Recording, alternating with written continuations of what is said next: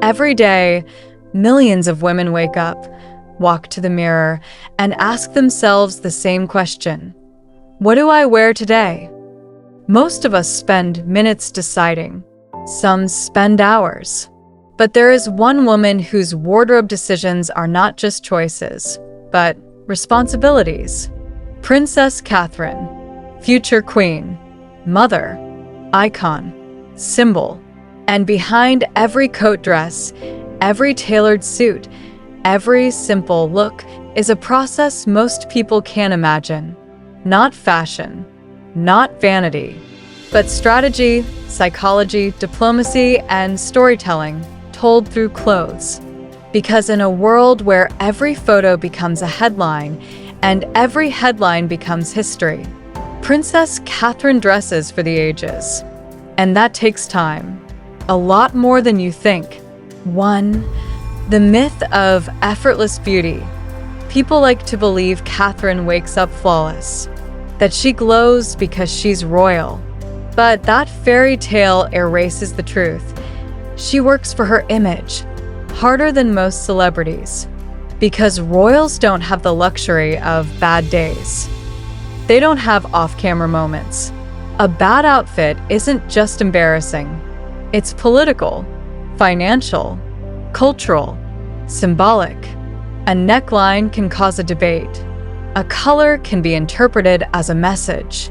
A hemline can offend an entire demographic. So Catherine doesn't dress to be admired. She dresses to be understood. 2. The daily time investment. Let's break the illusion. On an average working day, Princess Catherine invests 30 minutes to 2 hours on wardrobe decisions.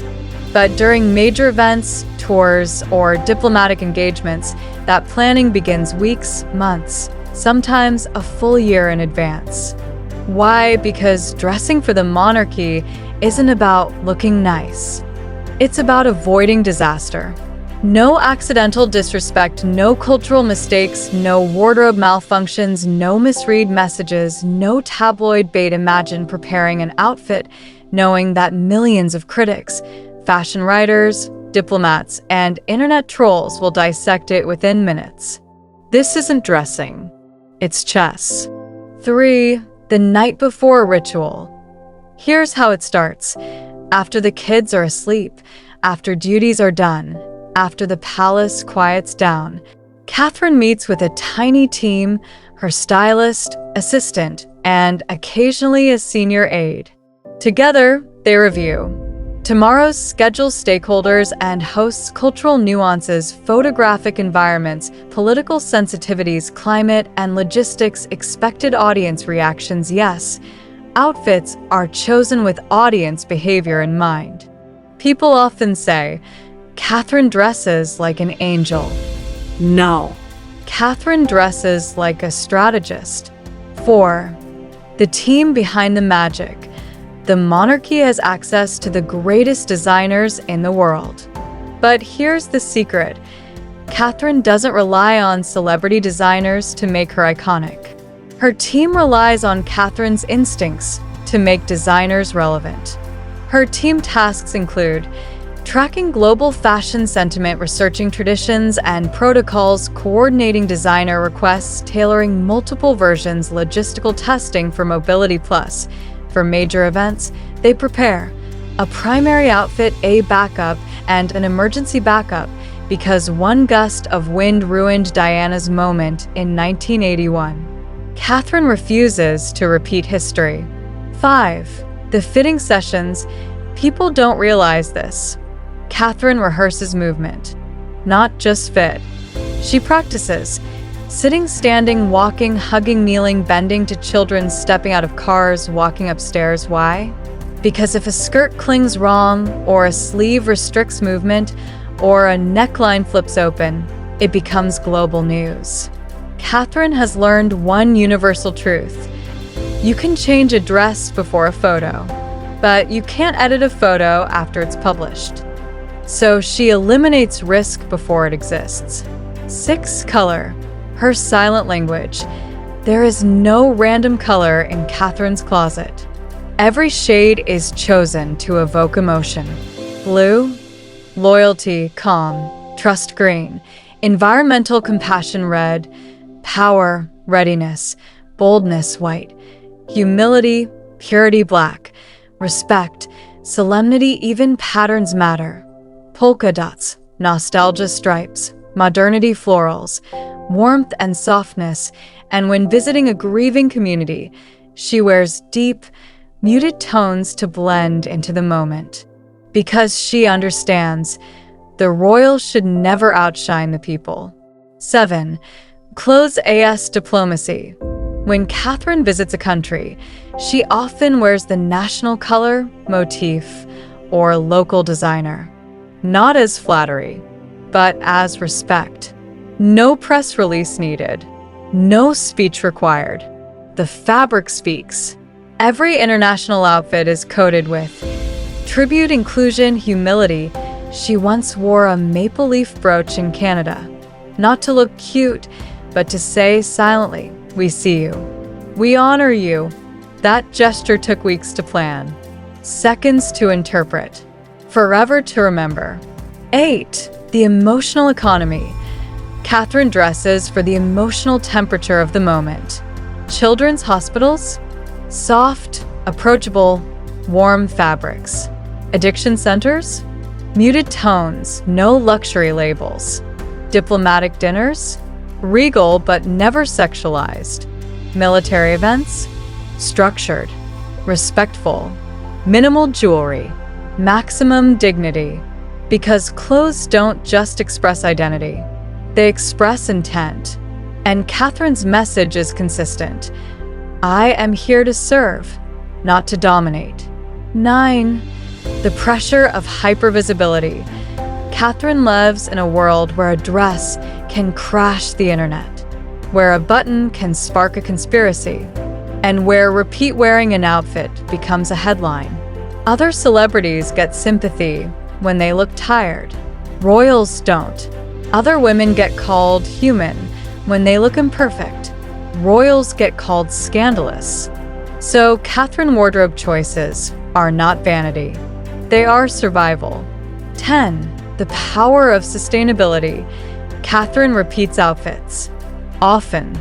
Not because she can't afford new ones, but because she wants to shift culture. The monarchy has money, but the monarchy needs relevance. Catherine understands the modern world distrusts excessive luxury.